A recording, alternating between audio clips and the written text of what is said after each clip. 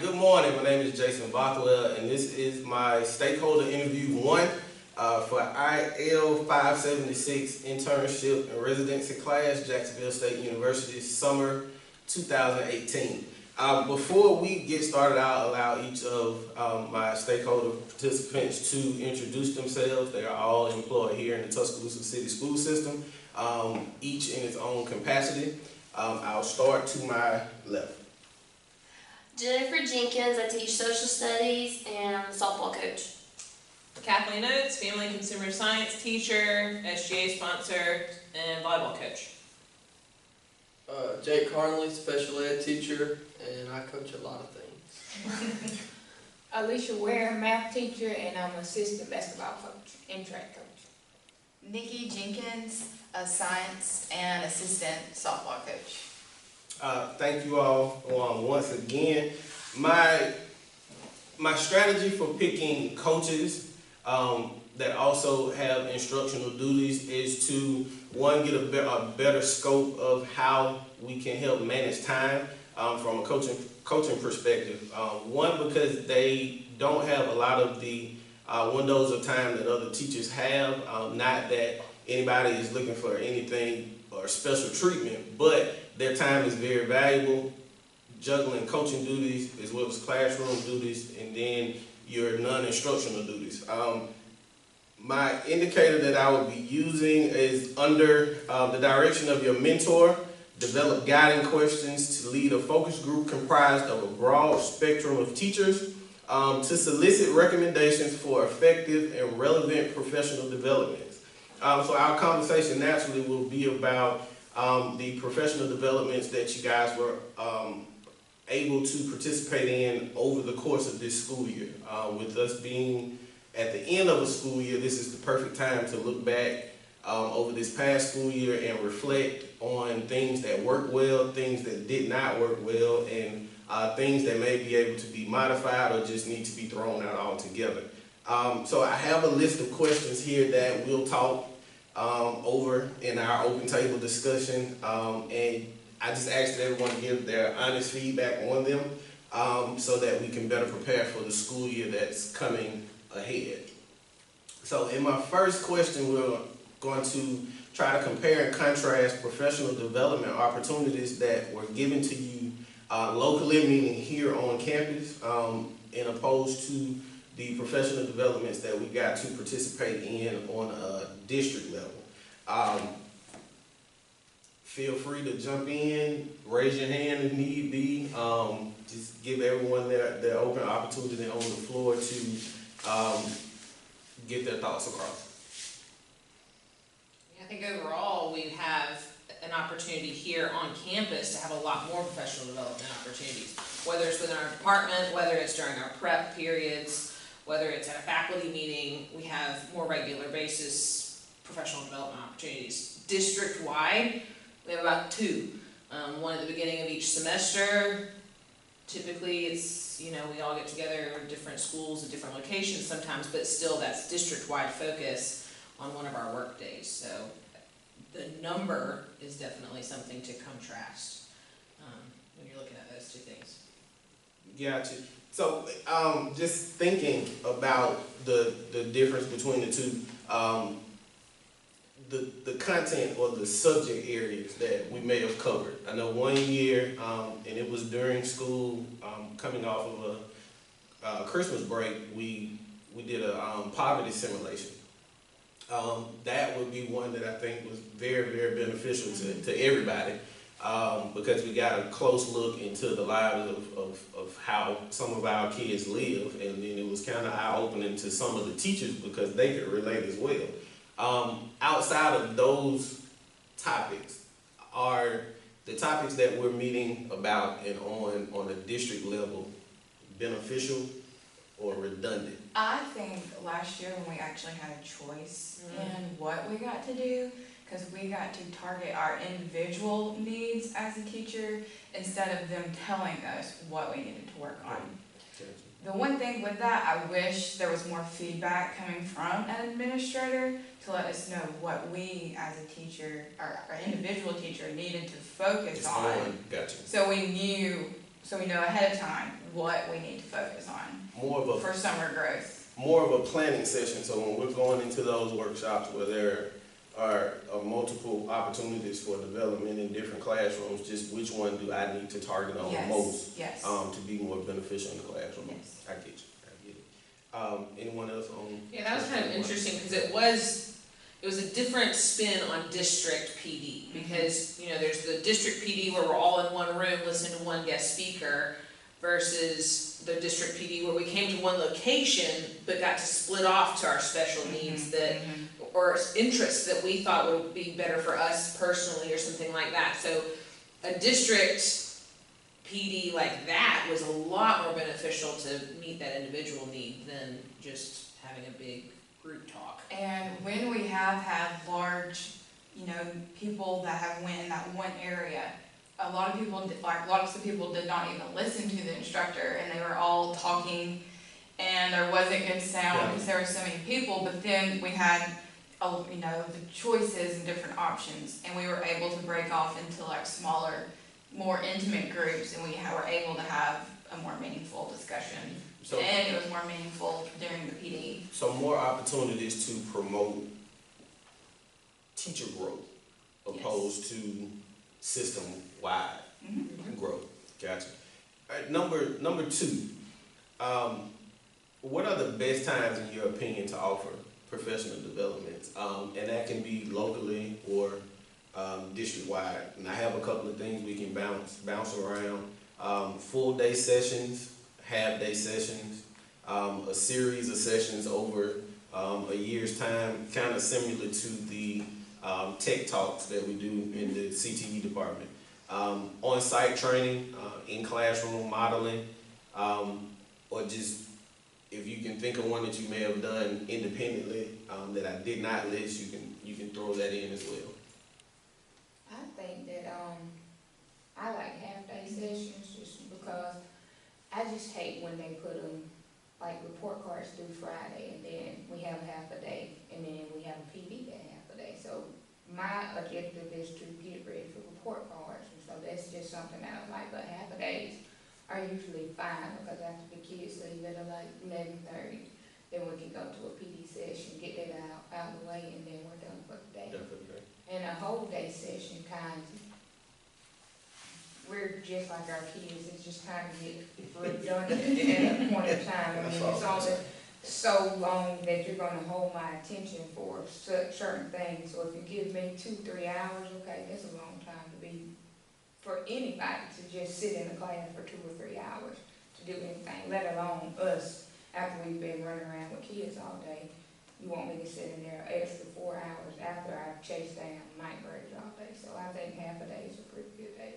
I agree with you on that one. I think the unnoticed detail of a teacher is that when we're put in that situation where we're in the desk and someone is presenting to us, we sometimes take on the characteristics of our kids, and so we get really antsy and we find ourselves doing things that we all, you know, that we constantly tell our students not to do. But those are some things to consider, and it's also some things to consider when we have our kids in the room. You know, how would I feel in this situation if I'm just kind of sitting here, we're just worksheeting all day, there's no interaction, that sort of thing. So that's definitely something to take into consideration, half days versus full days. Anybody else? I'll say something. I like the way the SPED department does. I mean, we're kind of different from, I guess, everybody else, because as a district, we have monthly PDs that we have to go to that on the emails they put are mandatory. Well, as a coach, of course, you know, that's hard to do because the normal day is in the afternoons. But what I thought they'd done a good job of was they would have the same PD, but they would have multiple time slots for you to do it. For instance, like the special ed ones, you can go either on the Monday afternoon, which was often I couldn't do because of coaching duties, and they would offer it the next morning before school. So, I mean, even though it was waking up early in the morning, I still had that opportunity to go at least to, you know, one of the two. One of the two. And I like that the kind of cycling the time slot so everyone can find a slot to fit in. Yeah. Versus saying, you know, this is what I have to do, or not per se, this is what I have to do, or you're needed at this PD, and it could be on a Friday night where you have to detach early, and you may miss some pertinent information because you have to be back to meet the team bus to leave out. So definitely something to take into consideration with half days and then just offering multiple times to get PD done during the year.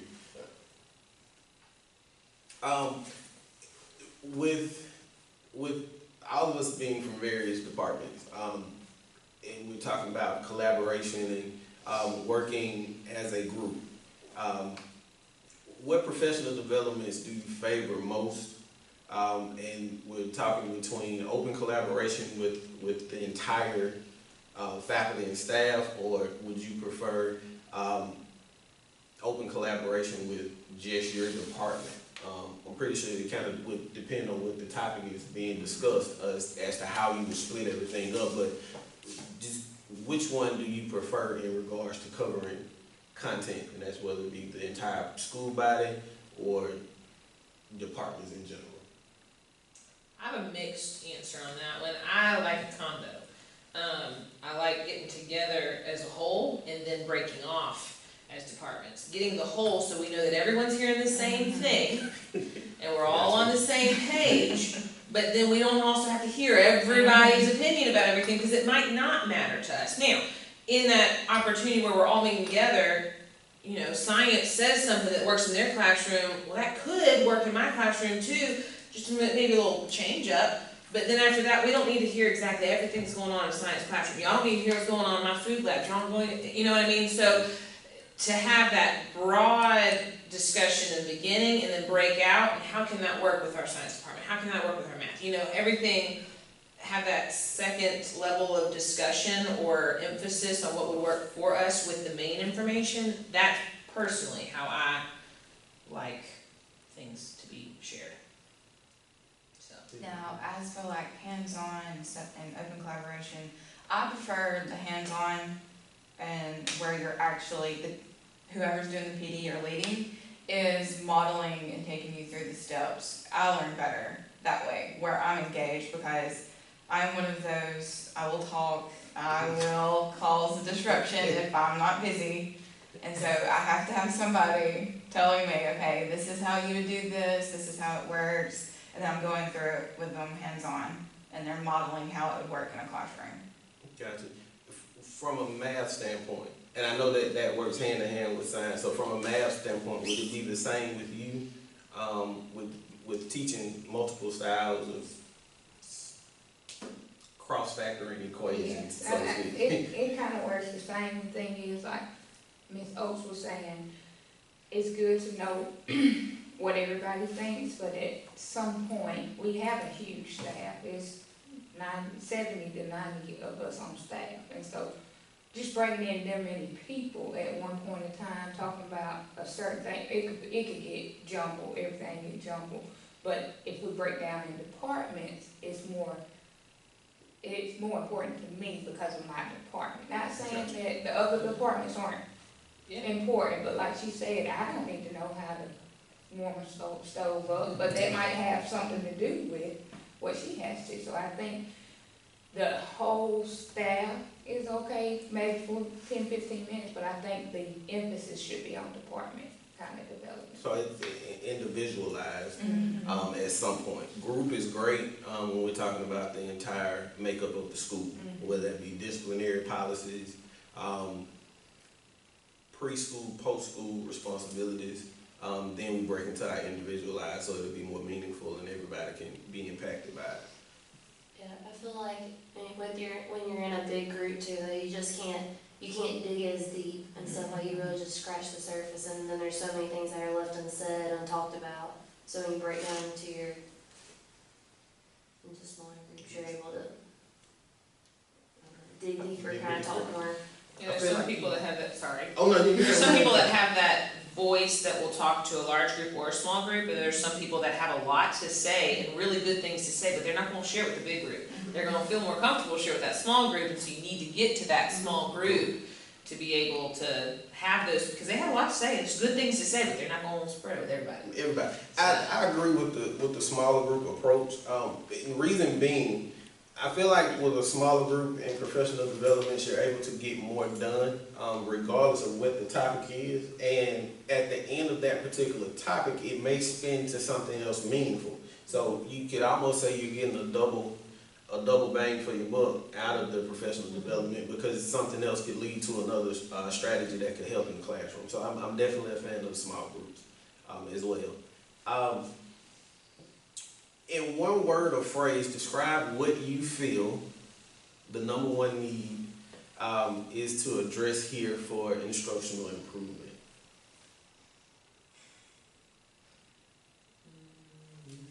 I think relevance.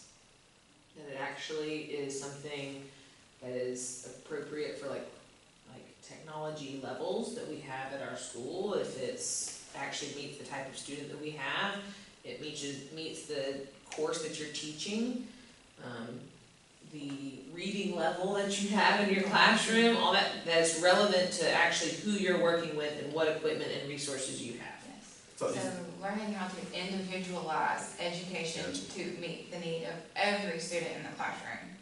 Not the upper half or not just the lower class, but all. just making sure age appropriate learning. Well, age, culture, Diversity. I mean, yes. because we have such a large body of kids here, Yes. and the learning curve is all over the place. You have kids here that score in the higher 30, perfect scores. To the, 436s. you have perfect scores, then you have low 30s, then you have high 20s, low 20s, all the way down to the teens. So it's just making sure that we're meeting every learning target here, in the school body. And it's no fault to the kids. It's the makeup of the school, and every makeup of the school is different. And it kind of jumps outside of race and gender, because we have a lot of different nationalities here, more here than we do in the entire school system. So making sure that we're meeting kids at each benchmark that they have makes it more important. So with that, parents, I'm gonna ask a couple of parent questions here, because we all can agree that parental involvement is very, very important to the educational process. And at times we see the same parents over and over again. And that could be whether or not it's athletic, academic, volunteer work, does not matter. I would say we'll see the same 15 to 20 parents. So my question is, what could we do, or what are ways that we could better involve parents to maybe blend professional developments to help them help us in the learning process? Probably allowing some sort of night professional development where they're allowed to, come in with us and then us talking on Small groups, small groups, yeah. I got a question. Are you talking of as far as a PD day with a parent? My personal opinion is some point you gotta separate the classroom and the parent. So I personally don't agree with having a PD with my kids' mom, because of the simple fact I'm not going to that mom's job, and we're all professionals. At some point they have to give us the leniency to say, hey, they're here, they know how to do their job. But sometimes let me re-clarify that. Okay. Let me re-clarify that. I'm not speaking in terms of parents coming in and maybe trying to understand discipline or why we do particular things and have certain classroom procedures. From a standpoint of, let's say, math, you may have a PD with your parents to help them better understand the order. What you start in the parentheses and then you work. What's the acronym for that? Please excuse my Please, you may have a workshop to help them understand the process. Study skills for math. Understanding what. Please excuse my dear Aunt Sally. That I'm speaking more so from that area. Canvas. There you go. Show them how to work Canvas. Okay, So they can do stuff at home. I didn't know. Yeah. Well, I was just trying to clarify. Oh, we're good. Yeah, that's what I'm speaking. It just helping them to help us with learning at home. Gotcha. Yeah, so it's kind of taking, that would be successful as long as the purpose is centered on the student. And the student, because we're gonna see them at school, they're gonna see them at home, a lot of times. And so, what it is for, like, we had that coaches meeting about, recruiting. Right. And for that meeting, we had a coaches meeting first, and then the parents came in and had pretty much the same meeting. But when they were talking, when the presenter was talking to us coaches, they were focusing on certain things because those are things that us as coaches can work with the students. Then they came back around, had almost the same presentation, but they said, hey, we told the coaches this, but now you as parents, you hear that the coaches are going to be doing this with your students, but you as parents are going to be doing this with your students. So now we're tackling it from both sides, which I think is the purpose of having that parent part of the PD. So for the classroom, you have certain study skills that y'all are going to be using. Hey, how do you use a foldable? Don't just make a foldable in class. How do you use that as a study skill or study tool, that resource, and bring those parents in? They can make their own little foldable, see that they've put the work into it, and then now let's quiz them on how to use it so they can quiz themselves at home. So I think it's just teaching, what you're saying is like teaching them what we're doing in the classroom and how it can be modified and the word I can't think of right now.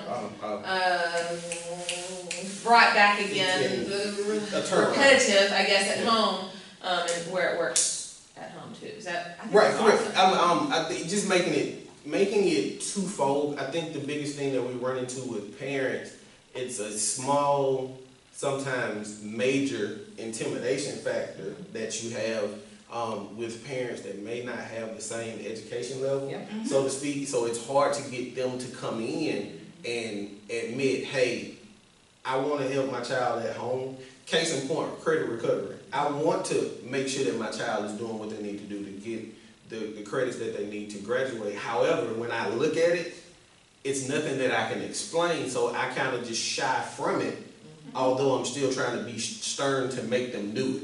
So if we can get them to come in and maybe, like I said, sit down and see how to navigate through it, see how to navigate through Canvas, Edmodo, things of that nature, to where they can sit down in their child's portal and make sure that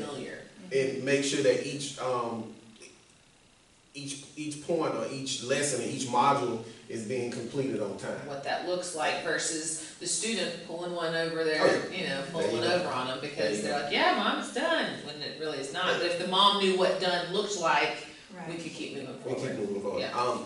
Case in point, I was working, this is when I was in Dallas County, and we were using Edivate. And in the program, you could start a class, and it may be 8 lessons in the class, and I can do 4 of the lessons in a day. Well, you'll have a completion percentage, and then you'll have a grade percentage. And a lot of times the kids were telling their parents that their grade was the completion percentage and not what the actual grade is. And parents, being naive to the fact of what kids were, following their child's word, they didn't know exactly what they were looking at. So it was easy to kind of manipulate them. But once we got them in and got them to look at the program and understand what they're reading, it made things a lot simpler.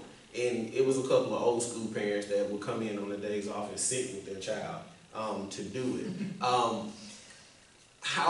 Which leads me into my next question. How do you feel about parent volunteers in your classroom? I think if they came in with an open mind that not every child is perfect and they're not so judgmental, then come in. But just know that you can't, not to cross the line, you're not that child's parent. Okay, so would you say it'd be better to do, because we could or could not be leaning more towards this, is it a situation where you allow them to come in and volunteer, but just not volunteer in the classes with their children? Or would it just be an open scope for everybody? I'm one of those, come in, whoever. Is it just something to maybe think about? I'm turning it into not necessarily the classroom, but even just practice, coach's end of it. And it's that double-edged sword, like you have them in there, and they can see that their daughter or son is working well, and oh, this makes sense, and they are actually to where they're saying they are and everything like that. Or they're not to where they are, and they see that that's why they don't have the playing time that they think they should. But at the same time, what else are they looking at, and what else do they think, because they're present, they feel the right that they have to make a comment, to make some suggestion, to make some jab or sly remark, or, you know, they have this knowledge now that they actually don't, they just observe something that they don't even know about. And so that's, yeah, it's a fine line for sure. I don't know if I could say a yes or no. And also, like, I guess just to play the other side of it, you know, what if you do, say in the classroom, or even in the gym or on the field, what if you put a parent in there and all they really observe is their kid? They don't take the time to observe all the other kids in the classroom or out there, because they're only worried about the process or the progress or, you know, what their child's doing. So if like you put them in here, they're just going to sit up here and they're going to watch their kid all day long. Hey, my kid's doing this and my kid's doing that. They're not going to watch the other 20-something kids in here. So making sure one, training. We know that a particular level of training needs to take place, but in that training, that they need to understand that it's the overall goal of every child. And although, you know, great, you know, you have a vested interest in your own child, they just have to have the understanding that you're taking into consideration the production of every child and your child in the process. Yeah, they really have to come in like the mind of a second teacher, kind of. Like they're not here just to observe. I see it really working well, like with elementary students and stuff like that, because they're younger, they're less independent. But then when you come into a high school classroom, the things that they're going to be doing are a lot. There's some monitoring, you know, I just feel like I do a lot of stuff when my mom's not looking at me. And like you said, maybe they should come in with the other kids, because if you're trying to help your kid, you might be trying to figure out what is the teacher doing that may help my kid. And I just feel like if my mom walked in here right now, I would be better. I'd be and if we're having trouble with the kid, then if I say your mom is coming or their mom shows up, then they're not going to do what they've been doing. They're going to do the best that they can. They're going to sit there and pay attention and make it a picture of how good of a student they are, but then the parent's not really getting a look at what the kid really does in class because they're there. If they could come in, I would think it would be better if there was like a fly on the wall, which we can't make that happen. So they need to know what goes on in a day-to-day class. So I just feel like anytime somebody foreign comes into your classroom, it kind of throws a little wrench in the classroom, and sometimes things change, and you can say what you want, but if the principal come in my room, I'm ship up, shake out. And then I do what I'm supposed to do every day, but at the same time, it's a different level when you have somebody observing you. You understand what I'm saying? And I just feel like even as a kid, I'm gonna do a little better if I know my mom's there. And I won't do so much stuff if my mom's not there. So maybe we should, like you said, training. We just have to figure out how we could implement it into our system. I thank you guys so much for your vulnerability and being open, giving me your ideas that I definitely will notate and give to our leadership team to take into consideration for planning for the new school year. This is my stakeholder one interview presentation. Jason Bothwell, IL-576, Jacksonville State University, summer 2018 semester. Thank you.